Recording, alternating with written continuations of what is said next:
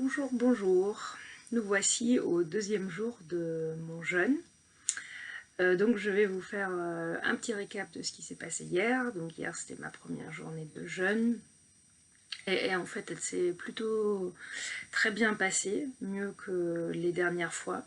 Je pense vraiment que l'alimentation cétogène a bien préparé mon corps. Parce que enfin voilà, l'alimentation cétogène, je ne vais pas faire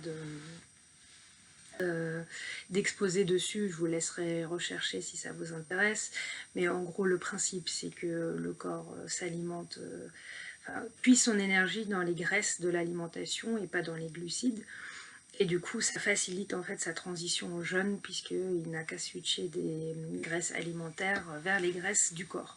Et j'ai vraiment senti que voilà, ça se passait plutôt bien, j'ai pas eu vraiment faim. J'ai eu 2-3 moments où j'avais un petit coup de mou et comme j'ai pas mal bougé, ça d'ailleurs ça m'a aidé, je pense. Je suis allée marcher 30 minutes le matin, entre midi et 2, je suis sortie aussi, j'ai bougé. Le soir, rebelote, enfin j'étais pas mal en mouvement, même si j'ai travaillé, donc j'ai passé quand même 7 heures devant mon ordinateur, mais dans le temps qui me restait, j'étais dehors, à la lumière, à l'air, je faisais bouger mon corps, donc ça aide la transition. Je dirais même que dans un premier jeûne, les 3 premiers jours, faut pas travailler puisqu'il faut que vous ayez à tout moment l'occasion d'aller marcher, de bouger, faire du vélo ou nager. Voilà. Faut tenir son corps en mouvement. Mais bon, du coup ça s'est plutôt bien passé, j'avais pas très faim. Pendant mes 2-3 coups de mou, je me suis fait une boisson chaude, donc avec une cuillère de collagène. Le matin, j'avais pris du maca. L'après-midi, j'ai mis du café sans caféine.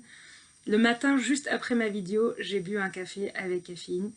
Et je me suis dit après coup que c'est plus un effet psychologique en fait. Comme je sais que le café ça me coupe l'appétit, que le café ça me fait du bien, je l'ai bu et ça allait. Mais je ne suis même plus sûre que ça soit vraiment l'effet. Mais aujourd'hui j'en ai pas bu, là il est déjà presque midi et j'en ai pas bu, je vais tester. Voilà, donc au niveau de la faim, c'était plutôt bon. À l'heure du coucher, en plus, je me suis pas couchée tard, mais je me suis endormie tard. Donc, entre 21 h et minuit, au moment où j'ai dû m'endormir, j'ai senti mon ventre vide et j'avais la flemme de me lever, de me faire une tisane, un truc chaud. Donc, j'ai bu de l'eau froide, ce qui remplit moins bien, voilà, qui donne moins une sensation de ventre rempli. Donc, j'ai senti au moment de m'endormir que voilà, là, mon ventre était vide. Mais honnêtement, c'était supportable et la preuve, je me suis endormie et ce matin, tout allait bien. Un autre indice qui montre que l'alimentation cétogène prépare probablement bien, ou que mon foie, en tout cas, il a plus de mal à switcher comme ça, il est habitué. Oui, d'ailleurs, c'est peut-être pas forcément que l'alimentation cétogène, c'est aussi le fait de répéter des jeûnes. Plus vous jeûnez, même les gens qui font du jeûne intermittent, le corps connaît déjà un peu le processus et s'y adapte plus rapidement. Si depuis votre enfance vous avez l'habitude de prendre 3 repas par jour et que vous voulez faire un jeûne, la première fois ça va être un peu difficile. C'est pour ça que je pense que c'est bien de commencer par du jeûne intermittent, de faire des plages prolongées dans la journée où vous ne mangez pas, sauter le petit-déj, sauter le dîner, pour habituer le corps à avoir des périodes prolongées sans nourriture. Et après, voilà, vous pouvez prolonger, faire un jour, faire 2 jours, ainsi de suite. Du coup, j'ai déjà fait des jeûnes avant, je fais l'alimentation cétogène, donc mon foie est plutôt assez habitué à utiliser les graisses pour me fournir de l'énergie. Et ça, je l'ai senti quand on jeûne, au bout d'un certain moment, on a la langue blanche. Donc en fait, le foie, en utilisant les graisses internes, il sort aussi tous les toxines. Et il les sort par l'air. On n'a pas une haleine super bonne pendant le jeûne. Et on a aussi la langue blanche. Et ça, c'est quelque chose... Et d'ailleurs, on dit qu'on doit jeûner jusqu'au moment où la langue devient rose. Ça, j'avais réussi lors de mes 2 derniers jeûnes de 3 semaines. Donc, j'ai jeûné jusqu'à ce que la langue redevienne rouge, rose, quoi. Mais ce moment où la langue devient blanche, au début, ça me mettait bien 3-4 jours, quoi. Enfin, ou au moins 2-3. Donc, c'était pas dès le premier jour. Et là, en fait, ce matin, je me suis réveillée... bon, déjà, j'avais très soif. Je pense que hier, malgré tout, j'ai pas assez bu. C'est une habitude à prendre, en fait. le premier jour où on se dit ah j'ai encore soif, ah j'ai encore soif, et en fait au bout d'une semaine bon bah on a l'habitude de préparer ses bouteilles en fait parce qu'il faut boire. Donc juste pour avoir une idée, hier j'ai dû boire une bouteille d'eau gazeuse. D'ailleurs j'ai retrouvé, donc je l'ai acheté, c'est la Saint-Yor. Je ne veux pas faire de la pub, mais c'est juste que je regarde en fait, elle est super concentrée en sodium, donc en sel, et potassium ça va aussi.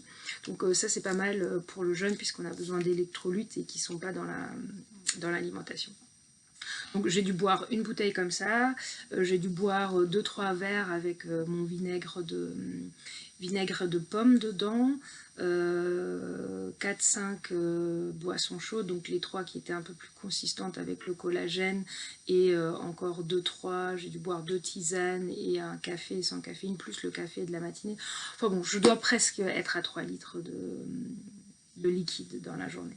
Et c'est une habitude à prendre en fait. Là ce matin, je me suis direct jetée sur la bouteille d'eau.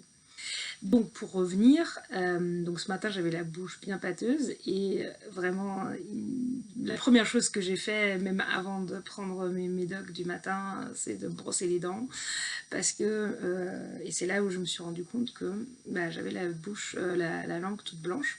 J'étais plutôt contente, ça veut dire que mon foie il a déjà bien bossé en 24 heures. Et donc pendant le jeûne, ce qu'on conseille, c'est d'avoir un gratte-langue. Moi j'ai une petite machine, à la base c'est aussi pour les endroits interdentaires qui envoient de l'eau, et un des embouts, c'est un truc qui permet de gratter la langue.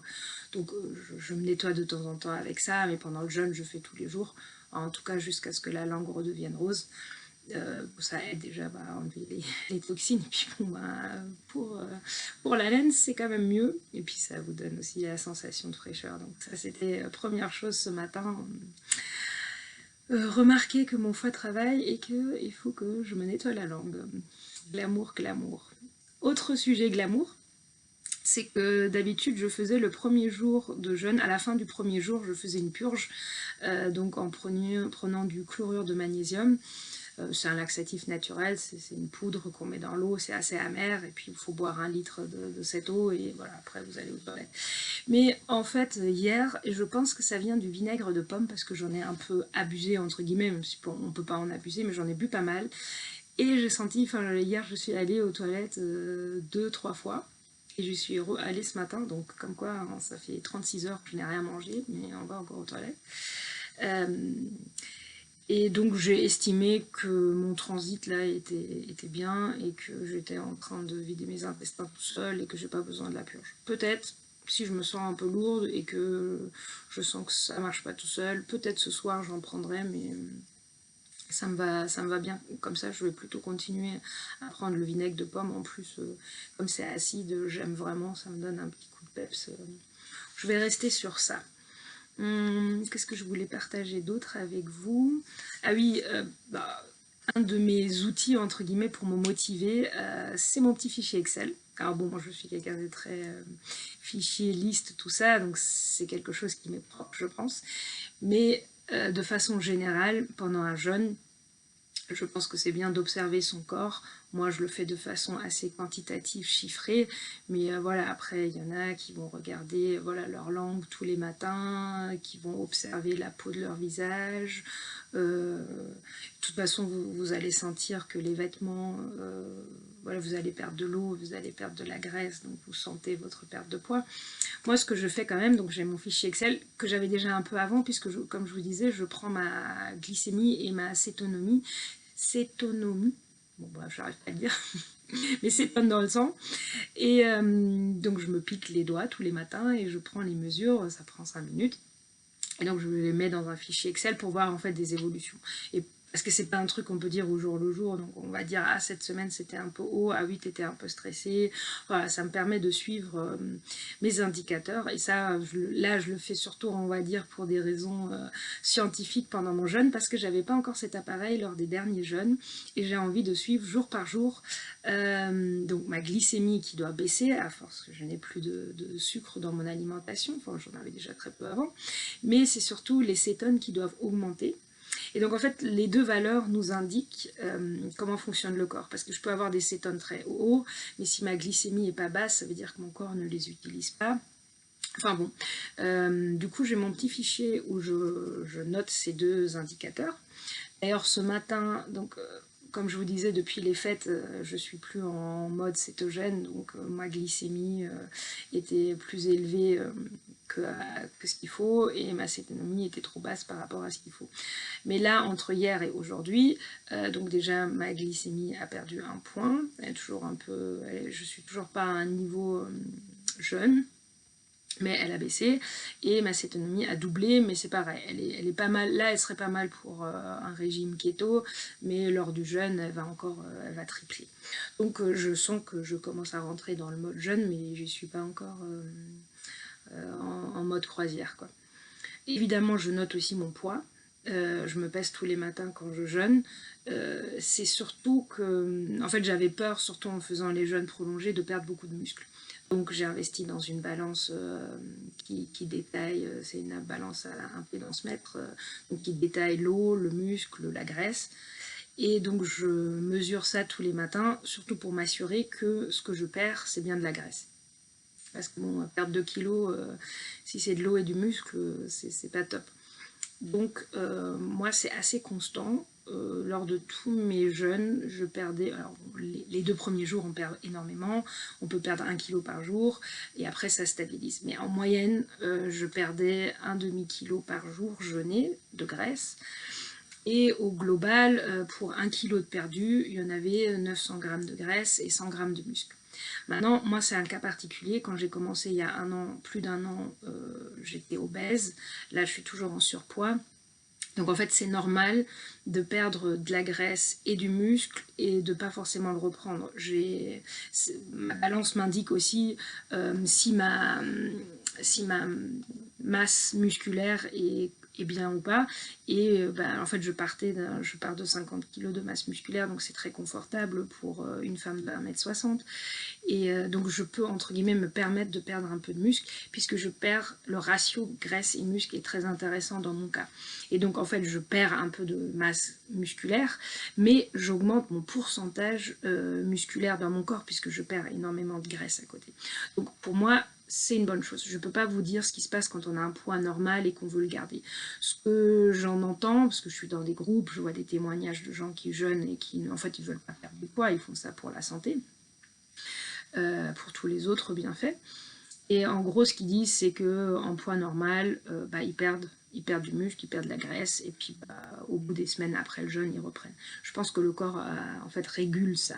Moi, dans mon cas, il ne reprend pas tout, parce que voilà, il n'a pas besoin de reprendre toute cette graisse, et il reprend un peu de muscle, mais pas autant. Il faut aussi se dire que il y a un an, je pesais 20 kilos en plus, donc mon corps, entre guillemets, pour me faire marcher, ne serait-ce que pour me déplacer, il avait besoin de plus de muscles. Donc aujourd'hui, avec 20 kilos en moins, comme je ne fais pas à côté un entraînement muscu de fond, il ne va pas reprendre cette masse musculaire. Ou alors, il faudrait que je me balade avec un sac à dos de 20 kilos tous les jours. Enfin bref, donc moi je contrôle ma perte de graisse, de muscle. Bon, l'eau c'est assez transparent, on en perd 2-3 kilos et puis on les reprend direct après. Il n'y a pas besoin, enfin je contrôle rien de ce côté-là. Mais voilà, ce petit fichier me permet de suivre mes indicateurs, à me motiver, à me rassurer que voilà, je ne suis pas en train de perdre du muscle ou des choses qu'il ne faut pas. Donc, c'est ma petite routine du matin, je me lève, je prends ma glycémie, ma cétonomie. Après, je fais une petite séance de méditation de 10-15 minutes. Donc, tout ça, c'est des choses que je fais déjà hors jeûne, depuis un certain temps, mais que pendant le jeûne, je les trouve encore plus importants, et puis surtout, je les fais beaucoup plus régulièrement et j'y consacre plus de temps. Notamment parce que j'économise bien une demi-heure tous les matins à ne pas faire de petit-déj et à pas manger. Donc j'ai plus de temps, je peux tous les faire en fait. Des fois je varie selon les jours, parce que j'ai 2-3 choses que je fais le matin, et en fait pendant le jeûne je peux tous les faire. Donc le matin je fais mes 10-15 minutes de méditation. Après, je fais des exercices de respiration de Wim Hof, je vous laisserai chercher. Il s'appelle aussi Leisman. C'est un Hollandais qui fait des trucs de fou, mais qui a une théorie sur le contrôle du mental, sur le corps. Et moi, je fais juste ces petits exercices de base. C'est des cycles de respiration et d'apnée qui mettent le corps en stress afin qu'il s'améliore. Tout ça, c'est un peu les mêmes principes, on y revient après. C'est de mettre le corps en stress pour qu'il s'améliore. C'est le même principe avec le jeûne. Pendant le jeûne, le corps est en stress. Mais voilà, il en profite pour manger les cellules qui sont plus bonnes, il se détoxe, enfin, il en sort renforcé. Donc méditation, exo de respiration. Après, je fais des exos. Alors c'est en alternance, soit un peu de yoga, c'est environ une demi-heure de yoga, ou renforcement musculaire. J'alterne. Quand j'ai un peu trop mal de ma séance du jour d'avant, je fais plutôt du yoga. Quand j'ai envie de bouger, je vais plutôt faire le banc parce que le renforcement musculaire et des petites séances de cardio dedans. Donc ça, je prends. Voilà, je fais une demi-heure d'exercice physique, peu importe de ce que c'est. Et après ça, je vais sous la douche. Et donc la douche, bon d'abord je prends une douche normale, chaude, même voire très chaude à la fin, pour me laver. Et après, c'est douche froide. C'est bon pour le métabolisme, bon, déjà ça réveille, ça fait du bien. Ça raffermit la peau. Moi je l'ai senti dans mon visage, j'ai beaucoup moins mes pores sont beaucoup moins dilatés, j'ai moins de points noirs.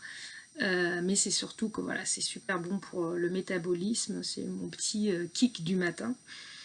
Et donc c'est aussi un exercice mental, je voulais y revenir, parce que toutes ces choses-là, en fait, donc l'exercice de respiration avec l'apnée, le jeûne, la douche froide, il m'arrive aussi de faire du sauna, toutes ces choses-là, en fait, c'est un concept qu'on appelle l'hormèse. Donc en gros, d'ailleurs le sport c'est le même concept, c'est qu'on soumet le corps à un stress qui le dégrade, hein, parce que quand on fait du sport, on brûle de l'énergie, quand on jeûne, on se prive d'alimentation, quand on prend une douche froide, le corps doit se réchauffer, il doit faire un effort, quand on va au sauna, il doit supporter la chaleur. Donc toutes ces choses-là, c'est du stress pour le corps, mais c'est du stress qui fait que le corps s'améliore par la suite, parce qu'il s'adapte à ça. Et donc c'est aussi un exercice mental, cette douche froide, parce que ça permet tous les jours, tous les matins, d'exercer son mental. Donc j'ai d'un côté mon cerveau primitif qui me dit oh pas d'exercice, mange du gras et du sucre, reste bien au chaud, bouge pas trop, te fatigue pas. C'est ça qui nous fait du bien parce que lui, enfin voilà, c'est nos réflexes de survie, hein, c'est grâce à ça qu'on a survécu. Si on avait tout le temps envie de faire des choses qui dégradent notre corps, on serait vite mort. Donc en fait, notre cerveau primitif dit ah non, l'eau froide, je veux pas parce que ça veut dire hypothermie, ça veut dire mort. Le sauna, le chaud, j'en veux pas parce que pareil, ça veut dire mort à la fin. Le jeûne, eh ben j'en veux pas parce que pas d'alimentation, tu vas maigrir, tu vas mourir. Donc notre cerveau primitif, il est contre tout ça, il veut pas. Et sauf que moi, mon mental, je sais plus comment s'appellent les différents endroits dans le cerveau. Il y a le cerveau primitif, inconscient, et il y a ce que nous on réfléchit. Enfin voilà, ils sont un peu en contradiction des fois. Je sais plus les noms, je suis pas anatomiste. Mais du coup, moi j'ai mon mental, j'ai ma réflexion rationnelle qui me dit non, vu ta vie sédentaire, c'est bien de faire du sport, vu que tu as du surpoids, c'est bon de jeûner un peu, les douches froides, c'est bon pour le métabolisme, le sauna, c'est pareil, c'est bon pour le cœur.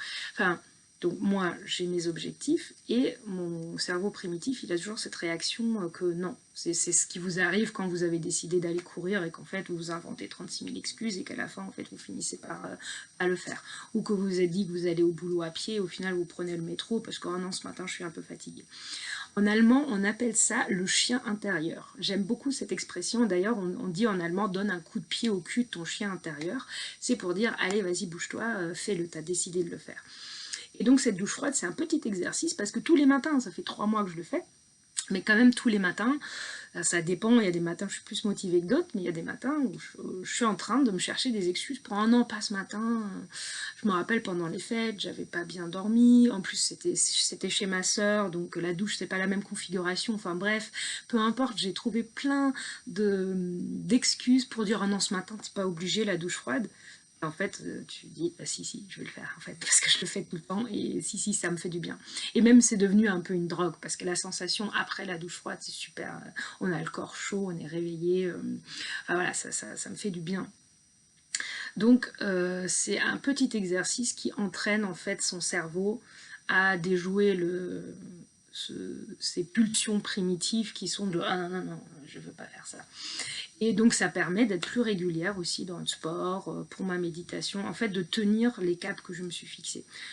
Et donc voilà, petite douche froide. Ah, j'ai aussi commencé, ça je l'avais lu pour le jeûne et j'avais jamais essayé, et comme j'ai eu ma brosse il y a quelques jours, bah, j'ai commencé là en jeûnant, donc je me suis acheté une brosse pour le corps.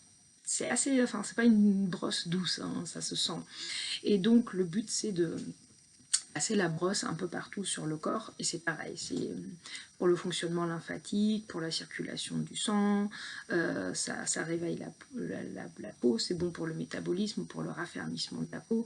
Et puis bon, moi, comme j'ai un peu la flemme, cerveau primitif, je fais ça en fait après ma douche pour mettre de la crème. Donc je mets de la crème sur la brosse et je me brosse partout. Donc c'est un peu moins agréable que juste se mettre la crème, mais je sens la peau, elle est bien rouge après, et puis bah voilà. Ça, plus la douche froide, ça fait bien circuler le sang, et je me sens très très vivante et réveillée après. Donc voilà, ce petit cérémoniel du matin, je vais le faire tout au long. Enfin, je le faisais déjà un peu avant, je vais le continuer après le jeûne, mais pendant le jeûne, c'est d'autant plus important, et on a d'autant plus le temps, donc moi je me tiens. Voilà, donc pour aujourd'hui, rien de spécial. Je vais voir si je fais ma purge ce soir. Là, je vais sortir, en plus il fait assez beau. Il faut aller prendre le soleil, enfin la lumière. Je vais aller marcher pendant 1 heure. Je vais rentrer, faire à manger pour mon fils. Donc ça c'est pas très agréable les premiers jours, mais pareil, hier, le dîner, j'ai pas trop... il faut perdre les réflexes, parce que souvent, quand je fais à manger, bah, je goûte un peu par-ci, par-là, ou genre j'ai enlevé le noyau de l'avocat que je lui ai fait. Je voulais enlever le petit morceau qu'il y avait sur le noyau, et non, faut pas faire ça. Mais voilà, au bout de quelques jours, après, je prends l'habitude, je suis complètement déconnectée de la nourriture, donc je la prépare pour lui, mais je ne fais plus d'amalgame me concernant. Donc ça s'est plutôt bien passé. Et puis aussi, ce que je fais les premiers jours, c'est que je lui achète pas des plats préparés, mais par exemple, il aime bien les mélanges couscous céréales, donc je les achète déjà cuits dans les trucs bio qu'on met juste au micro-ondes pour réchauffer, et je lui fais un œuf au plat à côté. Enfin, des trucs qui ne demandent pas des cuissons énormes. Là, j'ai acheté tous les ingrédients pour faire une pizza maison. C'est pareil, ça m'obligera pas à rester au-dessus d'une casserole, à sentir l'odeur, à voir la bouffe. Hein. D'ailleurs, je vais peut-être lui proposer de faire sa pizza soi-même. C'est un exo un peu jeu. Donc voilà. Mais, finalement, pour le fait d'avoir pas été très motivée pour ce jeûne, je le sens plutôt bien. Donc voilà, je vous dis à demain. Je ferai mon résumé, je vous donnerai des nouvelles. Bye bye.